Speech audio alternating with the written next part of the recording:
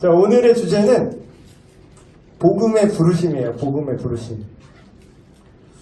복음의 부르심이 뭐냐? 한마디로 얘기하면 하나님께서 우리에게 복음을 들려주심으로써 우리를 자신에게, 당신에게로 부르시는 것. 그래서 이 얘기를 하려면 하나님의 입장으로 볼 때 우리를 복음을 통해서 우리를 부르신 건데 우리 입장으로는 복음을 듣는 거죠. 사람의 입장으로는. 그래서 필연적으로 복음을 전한다고 할 때 어떤 내용이 반드시 전달되어야 하는가, 이 주제, 이 생각이 정말로 중요해요.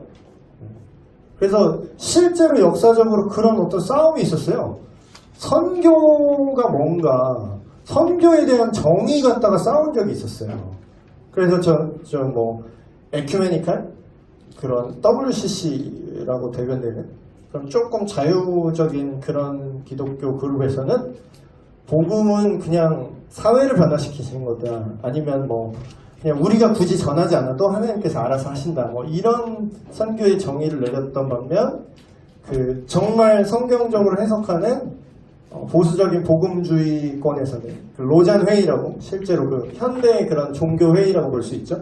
로잔 회의에서, 스위스 로잔이라는 지역에서 그런 선교의 정의를 제정했는데 그게 가장 성경적인 정의였죠. 복음을 예수 그리스도를 통한, 예수 그리스도의 인격과 그분이 하신 일에 대한 어떤 정보, 실질적인 정보와 그분을 믿는 인격적인 고백, 비인격적인 그냥 그분의 존재에 대한 인정이 아니라 그런 인격적인 고백이 될 수 있도록 복음의 내용을 전달하는 게 선교다라고 정의를 땅땅땅 다시 내렸어요.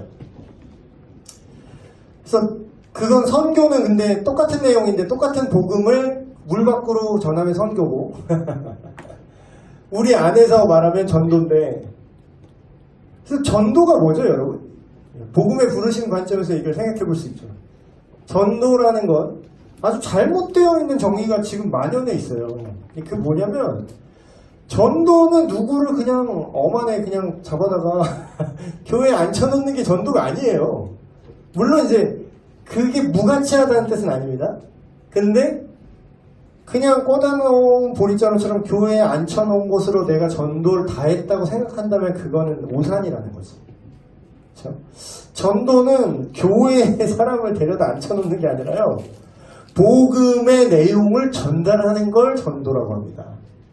근데 이 너무나 당연한 정의가 실질적인 여러분의 평신도들, 성도님들, 그런 실질적인 그냥 교회 다니는 사람들의 인식 속에서는 이런 너무나 당연한 정의가 올바르게 서 있지 않는 경우가 너무 많았다라는 거죠. 그래서 아직도 이런 관점. 그래서 제가 그런 비유를 들었죠.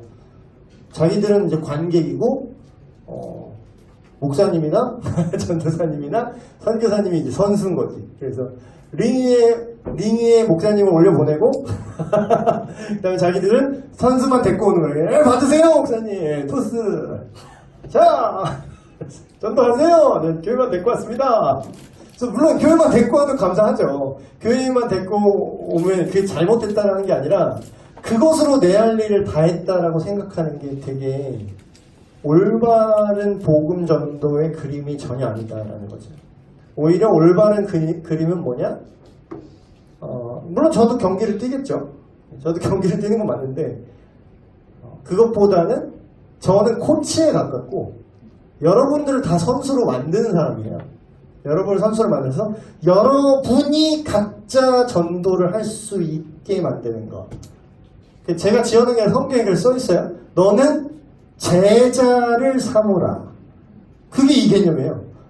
너도 전도하는 건 당연한 건데 내가 이런 킹 왕짱 전도자니까 내가 무슨 신목자들이 붕붕붕 떠다녀갖고 내가 복음 전하면 이제 다 한 큐 원펀치 강냉이 다 날아가니까 그냥 내가 신목사가 말 빨리 죽여주니까 그냥 말로 호려가지고 얘 교회 등록하게 만들고 그렇게 막 내가 믿음이 가니까 목사님한테 토스만 하면 돼. 메시야? 내가 무슨 전략이 그거라잖아요. 닥치고 메시한테 패스. 그게 전략이에요. 메시한테 패스해. 어떻게든 메시한테 패스하면 골 넣을 거니까. 그거는 그건 돼도 안 되는 거야 사실. 그래도 안 되고 그렇지도 않고 실제로 어떤 한 사람의 초인적인 인물이 이 세상에 복음화를 가져온다? 그게 우상숭배예요. 그게 실제로 그렇지 않고. 그래서 우리가 오늘 복음을 전한다는 거, 하나님 입장에서 우리를 효과적으로 복음을 통해서 부르신다는 게 뭔지 그걸 좀 짧게 다뤄볼 거예요. 효과적인 부르심이라 나오는데 이게 운명론처럼 보이는데 운명론이랑은 다르고요. 하나님이 주권적으로 우리를 부르신다는 거예요. 하나님께서 여기 지금 내가 너를 부르고 내가 여기 있어 이런 거를 우리한테 알게 하신다는 거죠. 의도를 가지고. 그래서 우연은 없어요. 그리스도인한테 우연은 없는 거예요. 그래서 성경적인 근거 구절을 쭉 썼고요. 그래서 결국 그때 아까 그런 얘기했죠. 선교에 대한 정의 갖다가 좀 다툼이 있었다. 하나님이 어떻게든 알아서 전하시니까 우리는 좀 그렇게 공격적인 선교하지 말자. 이런 그룹도 있었다고요. 그렇지만 성경은 뭐라고 하냐면 결국은 하나님이 인간을 부르실 때 자기에게로 부르실 때는 그 방법이 변하지 않는 방법이 있는데 복음을 반드시 복음이 선포되는 것을 통해서 그것을 통해서 하나님이 부르신다는 거예요. 다른 방법이 없다라는 거예요. 다른 방법. 오늘 갑자기 있었다가 갑자기 내가 막 빙이 돼가지고 갑자기 막 도를 깨달았어. 그건 사이비 종교의 부르심이고 성경이 말하는 복음의 부르심은 하나님이 인간을 부르신 방법은 우리가 얼마나 죄인인지, 왜 죄인인지, 죄가 뭔지, 그리고 하나님이 어떤 분이신지, 예수 그리스도께서 십자가를 지신 그 의미가 뭔지, 그런 복음의 ABC, 그 딱 정해져 있어요. 그 역사적 사건이고. 그거의 의미에 대해서 전달을 하고, 그거를 이해하고 받아들이냐, 그렇지 않느냐를 통해서 부르신다고요. 다른 길이 없다고. 다른 방법이 없다고요. 이식하는 거, 편입하는 거 불가능해요. 그냥 원웨이야. 이거밖에 없어요. 그래서 그렇게 얘기를 하죠. 근데 또 운명론이라고 이제 착각하지 말 거는 부르시는 주체는 하나님이라고 그랬죠. 지난 시간에 예정 그런 거 얘기할 때. 그렇지만 주체가 하나님께 있으니까 내가 아무것도 안 하고 그냥 목석같이 이렇게 어디 한번 해보시죠 하고서 수동성에 나를 던지는 게 과연 믿음인가요? 그게 믿음이 되려면 지금 이 사단도 나지 않았어요. 자유의지 자체가 존재하지 않는 개념이고 그러려면 이렇게 죄를 짓게 냅두지도 않으셨겠죠? 하나님께서. 그러니까 그거는 그냥 모순이라는 걸 우리가 알 수 있고 주권은 하나님께 있지만 부르시는 주권은 하나님께 있지만 그에 대한 인간의 반응은 어떻다? 언제나 자발적이고 자기의 의지가 들어가 있다라는 거예요. 그래서 그런 부르심에 대한 얘기를 할 때 로마서 10장 14절을 많이 얘기합니다. 그런즉 그들이 예수 이름을 누구든지 예수 이름을 부르면 구원받는데 근데 그거에 대한 사족을 붙이는 거죠. 예수님의 이름을 예수 하면 구원받나? 왜 그런 바보 같은 사람들 있어. 여기 써 있어요. 이 말씀에 누구든지 예수의 이름을 부르면 구원을 얻으리라. 예수! 그러면 되게 사역하기 편하겠다. 막 들어오면 지나가는 사람 아무나 하고 잠깐 한 번만 예수 빨리 말해. 예수 빨리 말해. 예수 빨리 말해. 니 또라이 뭘 만 원 줄게 빨리. 만 원 줄게 빨리. 아니 한 번만 말하기만 해. 5만 원 줄게. 그럼 내가 은평구 진짜 한 달 안에 은평구 다 구원시킬 자신 있어. 진짜로. 내가 돈이 많아서 그런 게 아니라 그러면 헌금 받으면 되지요. 제가 이거 예수의 이름을 부르시게 하기 위해서 헌신하십시오. 10만 원씩만 내세요. 난 진짜 그럴 거야. 만약에 그런 이름만 부르면 진짜 구원받는다며. 그럼 내가 모금해갖고 사람들 만나는 사람마다 5만 원씩 주면서 예수 이름 부르게 해서 은평구 전체를 구원시킬 자신이 있어요. 진짜로. 진심이야 이거. 진짜 가능해. 정말로 미친듯이 그걸 믿는다면. 아니란 거 우리 모두 알잖아요. 아니라는 거. 이거 깊은 성경 지식이 있어야 이게 아니라는 걸 알 수 있나?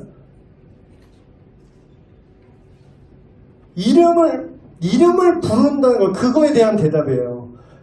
아니 그러니까 믿지 않는 사람 이름을 왜 부르겠냐고. 그 이름을 한번 주문처럼 예수 이렇게 부르는 게 중요한 게 아니라, 여기서 이름을 부른 자가 구원받는다는 거는 내 삶의 주인이고 나의 주권자고 나를 살릴 수 있는 유일한 존재로서 당신을 바라고 원한다라는 의미가 들어가 있는 거예요. 그 이름을 부른다는 거예요. 근데 못 믿는 존재를 어떻게, 여기 믿는다는, 오늘 배웠죠? 성경부? 믿는다는 거 가로 열고 신뢰라고 적으세요. 그러면 그를 신뢰하지 않는 자를 어떻게 부를 수 있냐는 거야. 신뢰하지 못하는데. 근데 듣지도 못한 사람을, 듣지도 못한 존재를 어떻게 신뢰하냐고. 누구도 예수가 누군 줄 알고 믿으래. 예수가 누군 줄 알고 그를 따라가래. 그거 안 믿는 사람 당연한 거예요. 이건 당연한 거라고. 우리가 생각을 해야 돼요. 안 믿는 사람 입장에서 생각을 해보고, 뭐 누구라고 뭐 미쳤다고 뭐 그걸 내 삶을 걸어요? 제가 세례자 교육하면서 이거 예수님한테 그 영혼 팝니다. 이거 도장 찍는 거라고 내가 이렇게 내 영혼을 팝니다. 좀 이렇게 과장 보태서 얘기하면 거의 악마한테 혼을 팝니다 계약하는 것처럼 내가 내 영혼을 당신께 팝니다. 나는 예수의 종입니다. 그게 세례라고. 도망가기 딱 좋죠? 다행히 아직까지 안 도망갔어요, 2명이.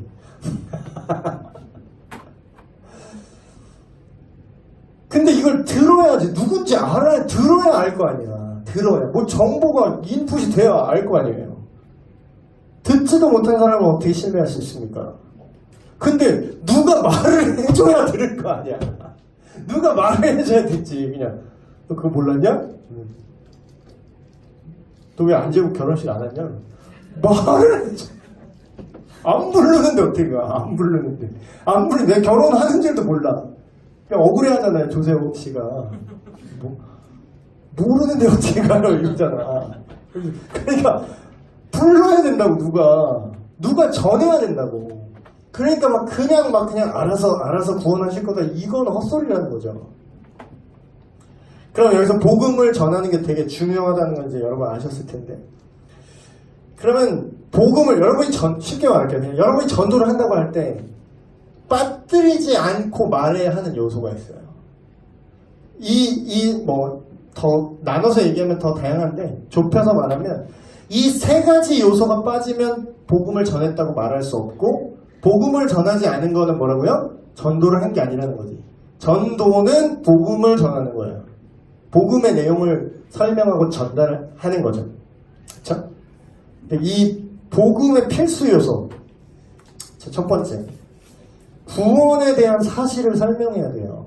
이게 뭐냐면, 쉽게 말하면 뭐가 문제냐고. 네 인생의 문제가 뭐냐고. 누가 그 문제가 뭐고 그 문제를 누가 어떻게 해결했냐. 이게 구원에 대한 설명이에요. 거기 뒤에 ABC 나오는데 전제가 나오죠. 첫 번째, 넌 악당이야? 당연히 기분 나쁘지. 그러니까 근데 우리가 이걸 기분 나쁠까봐 이걸 생략을 해. 그러니까 문제가 생겨요. 이걸 생략하면 안 돼. 아니 뭘 잘못을 한 게 있어요. 회개를 하지. 근데 회개를 안 하면은 구원이 없어요, 여러분.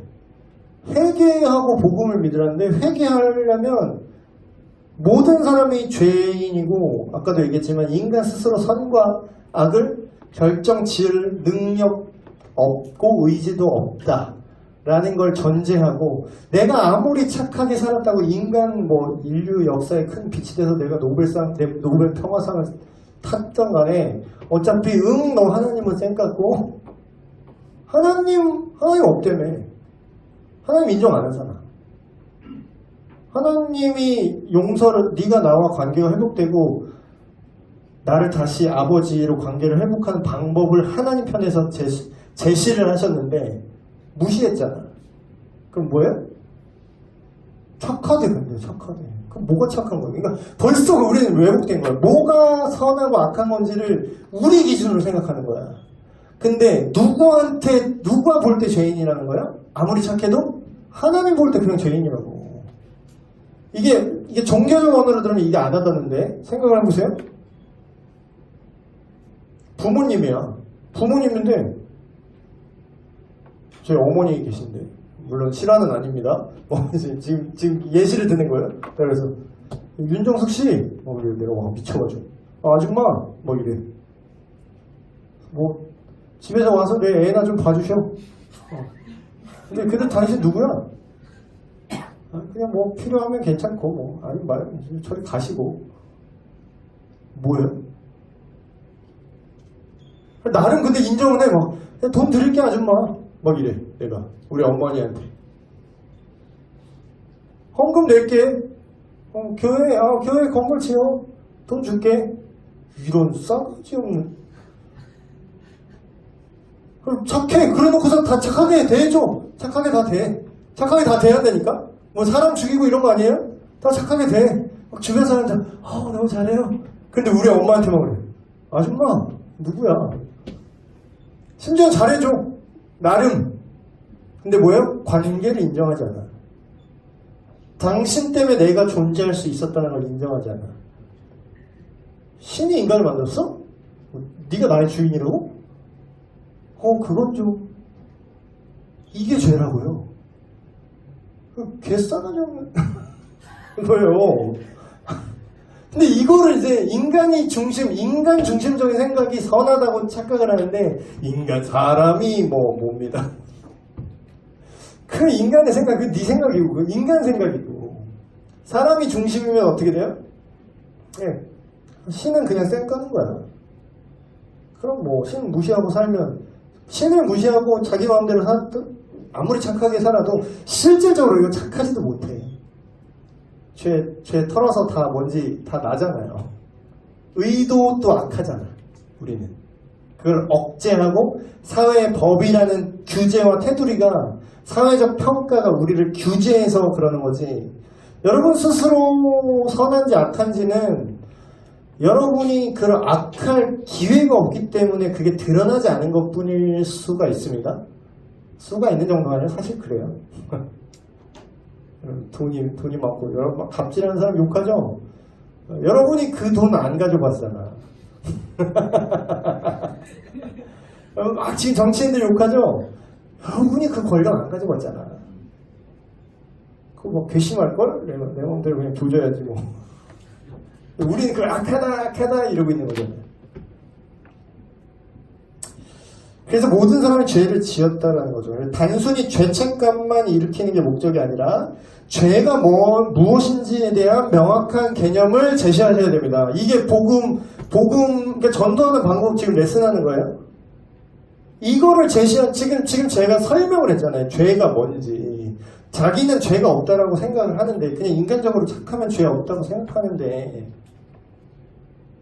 근데 하나님을 무시하고 인정하지 않는 것부터가 일단 죄의 본질이라는 거죠. 그래서 그 두 번째 그 죄의 대가는 뭐다? 죽음이다. 첫 번째가 육신의 죽음, 두 번째가 영원한 하나님과의 관계 단절인데, 이것도 좀 설명을 해주면 이런 거예요. 마치 이런 거지. 이게 우리 엄마, 아까 그 비유 들게요. 엄마로 인정을 안 해. 근데 엄마가 주는 혜택만 받으려고 그래. 상상을 할 때 열받죠, 여러분? 전국 어머니들. 아니, 엄마를 인정을 하기는 싫어, 내 어머니로. 근데 유산은 받고 싶어. 근데 실제로 불가능합니다. 법적으로 이건 불가능한 얘기예요. 왜냐하면 상속을 받으려면 관계 안에서 상속을 받거든. 근데 관계는 거절하는데 상속을 받을 수 있을까?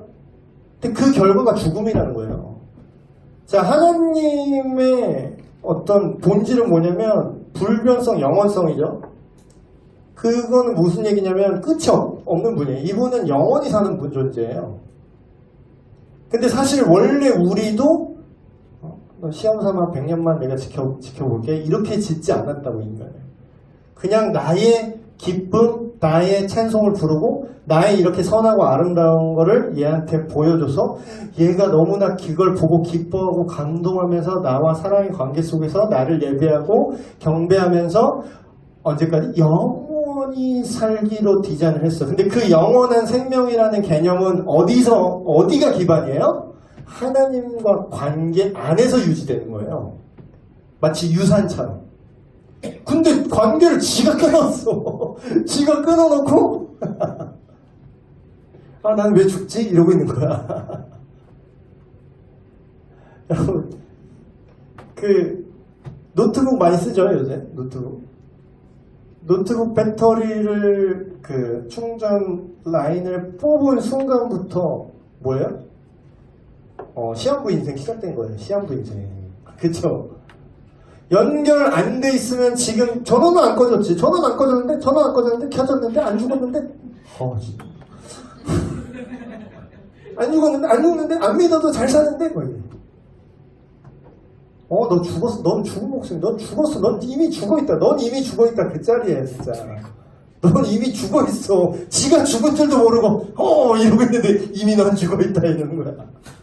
왜냐하면 시간이라는 건 그냥 훅 지나가는 개념이에요. 지금 지가 살아있는 거 같죠? 지금 노트북 전원 켜져 있죠? 좋죠? 언젠가는 100% 꺼진다는 거야. 이 선이 뽑혀있다는 건 100% 꺼진다는 거야. 100%입니다. 그러면 살려면 어떻게 해야 돼요? 콘센트 꼭 연결해야 돼. 커넥션, 관계. 영원한 파워 리소스로부터, 물론 전기는 영원하지 않죠. 하지만 비유적인 표현으로 이해하시면 됩니다. 영원한 생명의 근원이라는 그 파워 리소스로부터 단순히 힘과 능력이라는 차원이 아니라 옳은 것, 선과 정의와 거룩과 행복과 육체적, 정서적, 물질적 모든 그 무엇을 상상하나 가장 최고로 아름답고 시간을 초월한 그런 근원과 연결이 되는 게 영생이고요. 그래서 성경에 얘기하잖아요. 내 하나님 아버지와 그가 보내신 그 아들을 아는 것이 영생이다. 이래요. 예수님이 영생 설명할 때. 아는 것은 뭐냐면요. 관계가 있다는 거예요. 관계. 다른 말로 하면 연결되어 있다는 거예요. 신뢰하는 관계. 서로가 서로를 안다. 부부가 서로를 아는 것처럼. 그게 영생이라고요. 죽은 다음에 천국 갈까? 그게 영생이 아니라 그것도 물론 그 개념도 있죠. 근데 그거는 영원한 생명과 천국이라는 개념을 한없이 허접하게 만든 개념이에요. 그래서 죄의 결과로 그러니까 관계가 끊어진 게 죄의 본질이라는 거죠. 관계를 끄는 거. 세 번째, 예수 그리스도께서 그러니까 대가를 지불해야 돼요. 누군가는 대가를 지불해야 돼요. 복음은 거저 주셨는데요. 그 값어치가 싸구려는 아니에요. 근데 우리가 전도할 때 싸구려 복음을 전한다 그런 얘기를 해요. 비판하는 분들이. 싸구려 복음이 뭐냐면 대가 지불을 얘기하지 않는 복음입니다. 그게 뭔지 알아요? 대가 지불할 필요가 없어. 하나님은 널 사랑하셔. 응, 나도 알아. 그래. 동의해. 됐지? 여기에는 회개도 없고요. 대가 지불도 없어요. 구원은 없어요. 이 사람이 복음을 들은 걸까요? 네, 교회에 오라고 전단지를 받은 거지. 교회에 오라고 전단지를 받은 거지. 복음을 들은 적이 없습니다. 이 사람이. 무슨 말인지 알겠어요? 그래서 전단지를 주는 게 지금 무가치하다 그런 뜻 아니에요. 전단지를 주시고 그런 노방전도 하셔야 됩니다. 근데 거기서 복음을 전하는 것에 우리가 복음을 전하기 위한 어떤 스텝, 복음이라는 한 방을 날리기 위한 잽처럼 날려야지 이렇게 한 다음에 전도했다. 그러지 말자라는 거지. 잽도 막 흔하죠. 하는 신용만 하고 막 했다. 근데 왜 예수님을 안 믿지? 그러니까 안 믿지. 그쵸?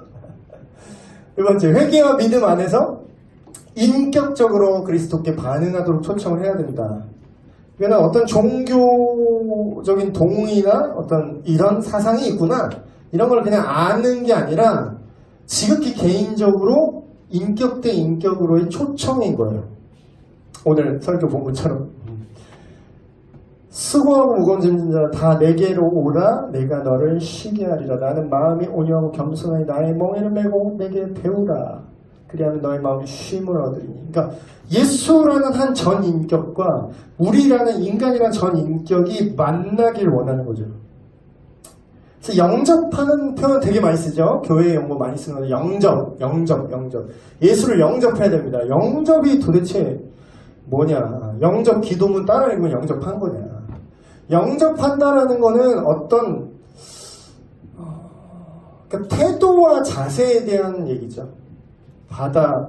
받아들인다. 기쁘게 웰컴하는 거. 아주 전심으로 기쁘게 웰컴하는 거.